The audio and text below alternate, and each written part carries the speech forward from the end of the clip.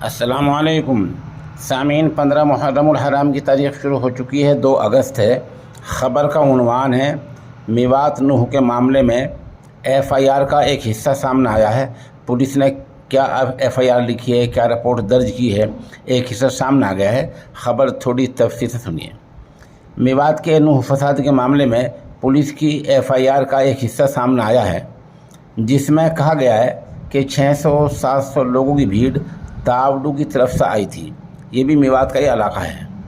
سازش کے تحت نوح میں پتھراؤ ہوا ہے اور گولی بھی سازش کے تحت چلی ہے۔ اس تشدد کے بارے میں انسپکٹر پنکج کمار کا بیان درج کیا گیا ہے۔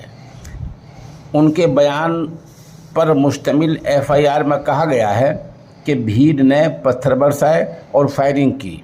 بھیڑ میں شامل لوگ اللہ اکبر کے نعرے لگا رہے تھے۔ اسی بیان میں کہا گیا ہے کہ بھیڑ پولیس والوں کو جان سے مارنے کی نیت سے پتھراؤ کر رہی تھی۔ میں ان میں سے کچھ لوگوں کو پہچان سکتا ہوں۔ بتا دیں کہ اس معاملے میں اب تک 40 سے زیادہ ایف آئی آر درج ہو چکی ہیں۔ 90 سے زیادہ لوگوں کو گرفتار بھی کیا گیا ہے۔ 100 لوگوں سے پوچھ تاچھ چل رہی ہے۔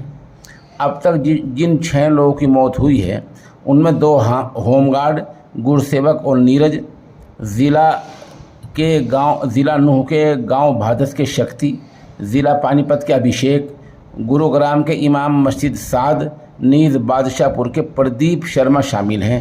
ان 6 لوگوں کی موت ہوئی ہے۔ حالات کے مد نظر 5 اگست تک نوح، فرید آباد، پلول، گروگرام میں مانیسر، پٹودی اور سوہنا علاقے کے نیٹ بند کر دیے گئے ہیں۔